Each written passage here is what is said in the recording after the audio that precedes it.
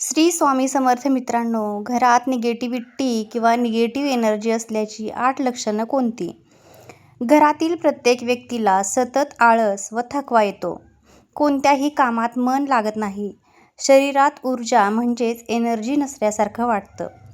Number 2. मनात सतत वाईट विचार येतात. अनेकदा जीवन संपवावेसे असं वाटतं. 3. घरात सतत तोटे आणि नुकसान होतं. कोणत्याही कामात यश मिळत नाही. नंबर 4. घरातील साहित्याची सतत तुटफूट होते. म्हणजेच TV, fridge, washing machine, mixer अशी इलेक्ट्रॉनिक जी साधनं आहेत ती वारंवार खराब होतात. नंबर 5. घरातील व्यक्ती सतत आजारी पडतात. हे आजारपण औषधोपचार करून देखील सुद्धा लवकर बरे होत नाही. नंबर 6. विनाकारण एखाद्या गोष्टीची सतत काळजी किंवा चिंता वाटत राहते. पुढे जाऊन त्याचे रूपांतर डिप्रेशनमध्ये होते. नंबर 7. काम शेवटच्या टप्प्यात येतं आणि अचानक होता होता राहून जातं. एखादी चालून आलेली संधी आश्चर्यकारकरित्या हातातून जाते. सतत वाईट स्वप्न पडतात. नंबर 8. घरात कुणीतरी असल्याचा भास होतो. घरामध्ये निगेटिव्ह एनर्जी आहे हे कसं ओळखावं? तर एक काचेचा ग्लास घ्या. त्यात पिण्याचे पाणी भरा. थोडेसे गंगाजल मिसळा. मूठभर गुलाबाच्या पाकळ्या त्यामध्ये टाका. हा ग्लास घराच्या एखाद्या कोपऱ्यात ठेवा. म्हणजे कोणाला दिसणार नाही असा ठेवा.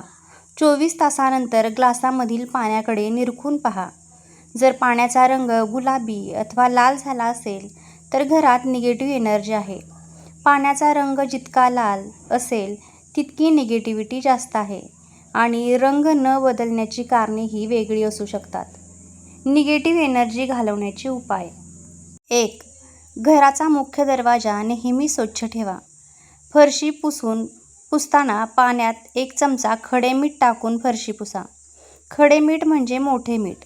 मात्र गुरुवारी हा उपाय करू नये. 2.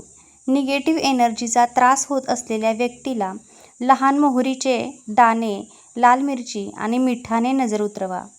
या तिन्ही वस्तू आपल्या घरात एकत्रित घेऊन 3 वेळा नजर उतरवा. 3. किचनमध्ये लाल कपड्यामध्ये 1.25 किलो मीठ बांधून ठेवा. बाहेरच्या व्यक्तीला दिसणार नाही अशा ठिकाणी ठेवा.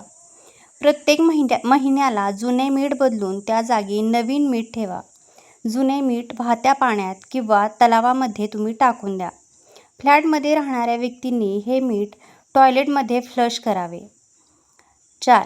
दररोज सायंकाळी तुळशीजवळ तुपाचा किंवा तेलाचा दिवा न चुकता लावा.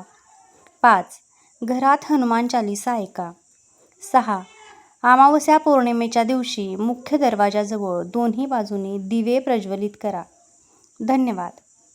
कशी वाटली तुम्हाला ही माहिती कमेंट करून सांगायला विसरू नका.